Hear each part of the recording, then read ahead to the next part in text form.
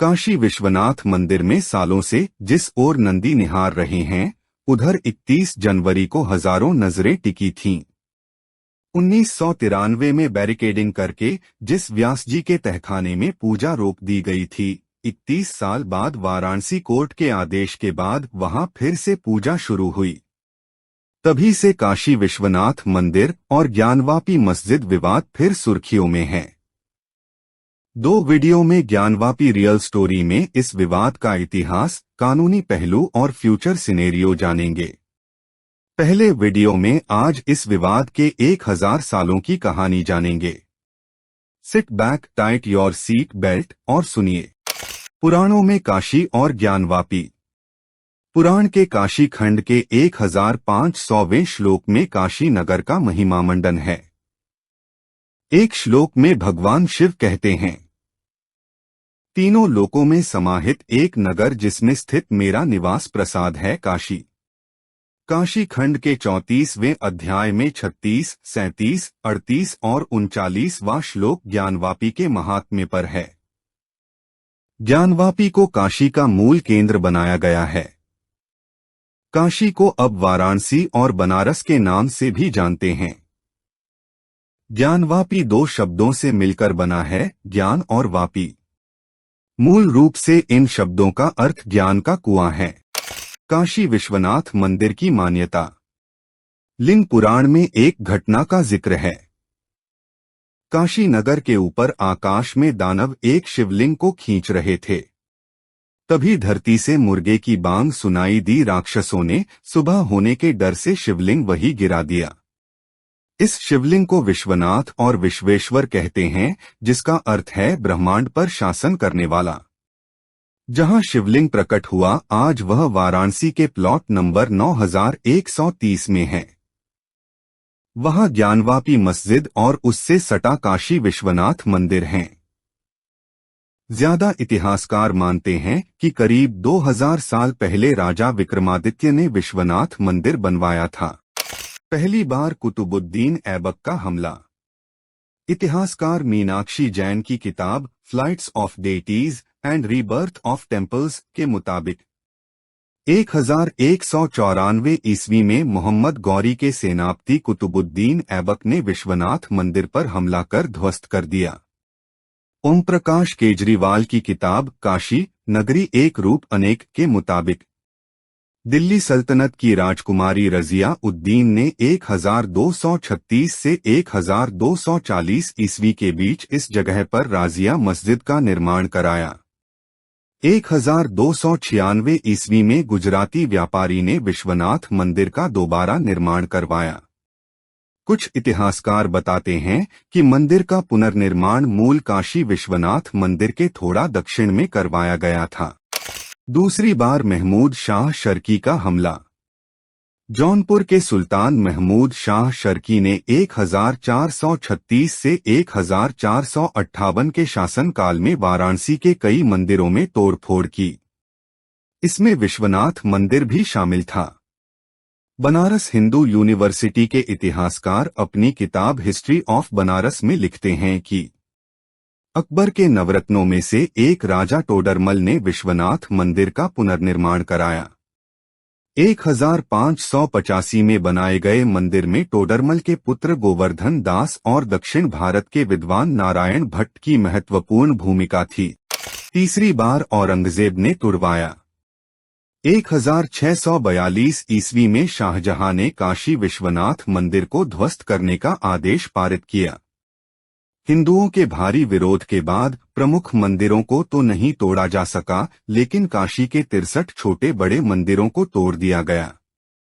1658 ईस्वी में शाहजहां की बीमार पड़ते ही सत्ता औरंगजेब ने छीन ली।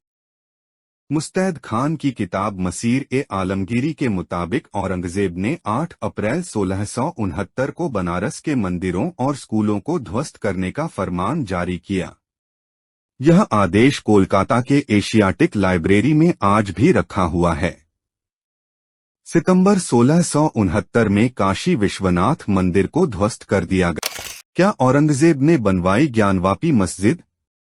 इतिहासकार और लेखक ने अपनी किताब Aurangzeb the man and the myth में लिखा है कि ज्ञानवापी मस्जिद औरंगजेब के शासनकाल के दौरान बनाई गई थी। मस्जिद में पुराने विश्वनाथ मंदिर के अवशेषों को भी शामिल किया गया है। इंदौर की महारानी ने पुनर्निर्माण कराया। 1777 में इंदौर की महारानी अहल्याबाई होलकर ने विश्वनाथ मंदिर बनवाने का प्रण लिया और 3 साल में जन्माष्टमी के दिन मंदिर बनकर तैयार भी हो गया। अहल्याबाई होलकर ने विश्वनाथ मंदिर के गर्भगृह को फिर से बनवाया और शास्त्र सम्मत तरीके से मूर्ति की प्राण प्रतिष्ठा भी कराई। विश्वनाथ मंदिर में नंदी की प्रतिमा के पास ज्ञानवापी कुआं या कूप है। इस प्रतिमा को नेपाल के राणा ने उपहार में दिया था। 1859 में महाराजा रणजीत सिंह ने इसके गुंबदों को ढकने के लिए लगभग 1 टन सोना दान किया था। ब्रिटिश आर्किटेक्ट ने दिए मंदिर के सबूत।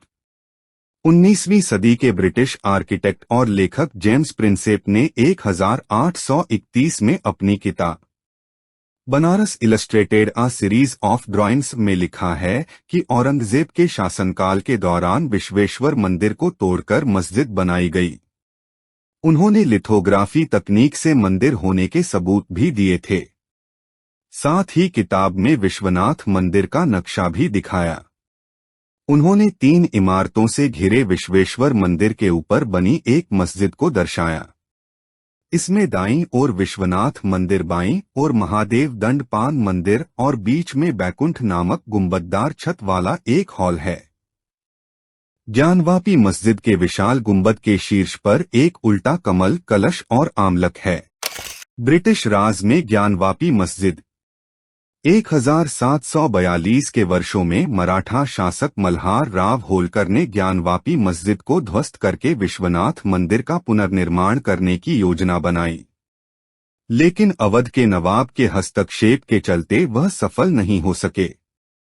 18वीं शताब्दी के अंत तक ब्रिटिश गवर्नमेंट ने नवाबों को हटाकर बनारस पर नियंत्रण हासिल कर लिया। इसके बाद आजादी से पहले तक हिंदू और मुस्लिम पक्षों के बीच ज्ञानवापी परिसर को लेकर विवाद सुलगने लगे। 1809 में जब हिंदुओं ने विश्वनाथ मंदिर और ज्ञानवापी मस्जिद के बीच एक छोटा स्थल बनाने की कोशिश की थी, तब भीषण दंगे हुए थे। ज्ञानवापी को दी गई मस्जिद की मान्यता 1883-84 में ज्ञानवापी मस्जिद का पहला जिक्र और राजस्व दस्तावेजों में जामा मस्जिद ज्ञानवापी के तौर पर दर्ज किया गया। इसी के आधार पर 1936 में एक मुकदमा दायर किया गया। 1937 में ज्ञानवापी को एक मस्जिद के रूप में मान्यता दी गई। बाद में अदालतों ने भी यह फैसला माना था। उधर इस दौर में मंदिर प्रबंधन पंडितों और महंतों के एक समूह द्वारा किया जाता था। 1900 में पंडित विश्वेश्वर तिवारी ने एक मुकदमा दायर किया, जिसके बाद उन्हें मुख्य पुजारी घोषित किया गया। ज्ञानवापी विवाद में राजनीति की एंट्री 1959 में अखिल भारतीय प्रतिनिधि सभा ABPS ने काशी का एक मुद्दा उठाया। इसमें मस्जिदों में तब्दील मंदिर के मुद्दे पर प्रस्ताव अपनाया गया। 1984 में विहिप ने दिल्ली में पहली धार्मिक संसद का आयोजन किया। इसमें अयोध्या, काशी और मथुरा तीनों हिंदू मंदिरों पर दावा ठोकते हुए राष्ट्रव्यापी प्रस्ताव लाया गया। 1980 के दशक में गति पकड़ने वाले राम मंदिर आंदोलन के दौरान काशी विश्वनाथ और मथुरा के केशव राय मंदिरों के मुद्दे भी उठाए गए थे। अयोध्या तो बस झांकी है, मथुरा काशी बाकी है।